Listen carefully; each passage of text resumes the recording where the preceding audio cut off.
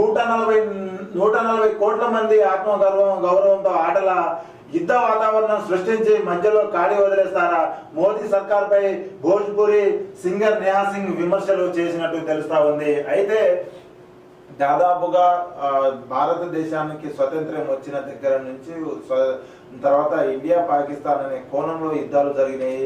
ఇది ఎప్పటికీ ఆ యుద్ధ వాతావరణమే కనిపిస్తూ ఉన్నది అని చెప్పేసి తెలుస్తూ ఉంది. అయితే 1971లో జరిగిన యుద్ధంలో ఇందిరాగాంధీ ఐరన్ లేడీగా నిలబడి అదే అమెరికా మద్దతు కోసం వెళితే దాదాపుగా 45 నిమిషాల పాటు ఇందిరాగాంధీని బయట నిలబెట్టారని చెప్పేసి తెలిసింది. అయితే మీ ఎవరి అవసరం లేదు, మాది మేము చర్చించుకుంటామని చెప్పేసి అక్కడి నుంచి వచ్చిన ఇందిరాగాంధీ దాదాపుగా పాకిస్తాన్ బంగ్లాదేశ్ని 2 వేరుగా చీల్చిందని చెప్పేసి చెప్తున్నట్టు వార్తలు అయితే మనం చూస్తా ఉన్నాం. అయితే ఇప్పుడు అనుకున్న దాంట్లో ఏదైతే పహల్గాం దాడులు జరిగినాయో ఆ దాడులు జరిగిన తర్వాత మళ్ళీ ఈ యుద్ధ విరమణ ఒప్పందాలు కుదుర్చుకున్నాము, 12వ తారీఖు చర్చలు జరుగుతాయని చెప్పేసి చెప్పారు. మరి ఆ చర్చల వల్ల చర్చలు విఫలమైనయా సఫలమైనయా అనేది 140 కోట్ల ప్రజలలో ఇప్పటికీ అనుమానాలు రేకెత్తిస్తూనే ఉన్నాయి.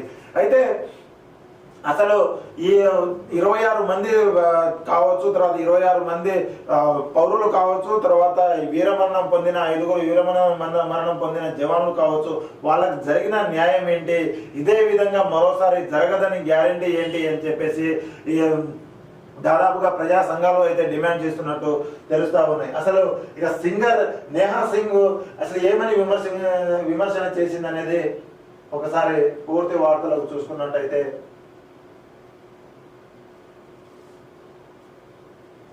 ఇక గత ప్రభుత్వాలు దౌత్యపరంగా యుద్ధంలోనూ విజయాలు సాధించాయి, మీరు అవకాశాన్ని వృధా చేశారు, భోజ్పురి సింగర్ నేహా సింగ్ మాట్లాడారని చెప్పేసి తెలుస్తా ఉంది. అయితే నిన్న యుద్ధ వాతావరణం అయిపోయిన తర్వాత దాదాపుగా ప్రజలను ఉద్దేశించి ప్రధాని నరేంద్ర మోడీ అయితే మాట్లాడడం జరిగింది.